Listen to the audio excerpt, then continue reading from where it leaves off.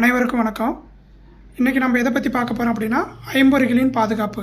ஐம்பொறிகள்னால் கண், காது, மூக்கு, வாய், மெய்ன்றது உடம்பு. அதில் ஃபஸ்ட்டு கண்ணை பற்றி தான் பார்க்க போகிறோம்.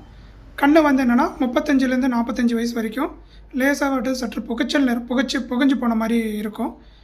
45 வயசுக்கு மேலே 57 வயசு வரைக்கும் தூர பார்வை இருக்கும். அதே 57 வயசுக்கு மேலே 100 வயசு வரைக்கும் கண்ணை படிப்படியாக பார்வை குறைஞ்சி மங்கி போயிடும், சுத்தமாக தெரியாமல் போயிடும்.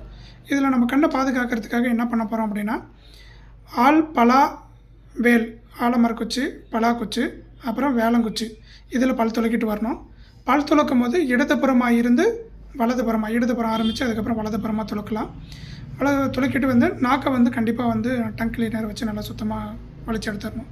ஏன்னா கிருமிகள் நாக்கில் நிறைய இருக்கும். இந்த மாதிரி இது பண்ணால் வாய்க்கொப்பில் சாப்பிட்டதுக்கப்புறமும் காலையிலையும் சரி நைட்டும் சரி நல்ல வாய் சுடு தண்ணியை வச்சு வாய் கொப்பளிக்கணும். சாப்பாட்டில் நெய் நல்லா சேர்த்துக்கணும். சாப்பாட்டில் காலையில் நைட்டும் நெய் சேர்த்துக்கணும். 3 மாதங்களுக்கு ஒரு டைமு சித்த மரத்தில் வழங்கப்படுற கண் சொட்டு மருந்துக்களை நம்ம பயன்படுத்தலாம். இன்னொன்று என்ன பண்ணலாம் அப்படின்னா, பண்ணைக்கீரை, சிறுகீரை, பொன்னாங்கண்ணி கீரையை சாப்பாட்டில் சேர்த்திட்டு வந்தோம் அப்படின்னா கண் பார்வை குறையாமல் நல்லபடியாக நம்மளுக்கு பார்த்திங்கன்னா அந்த புகைச்சல் நேரம், தூர பார்வை இதெல்லாம் எதுவும்னா அடிக்கடிக்கு நம்ம கண் ஹாஸ்பிட்டலில் போய் பார்க்க வேண்டிய அவசியம் இருக்காது. படிப்படியாக நம்ம பார்வையை இன்க்ரீஸ் பண்ணிக்கலாம். நன்றி.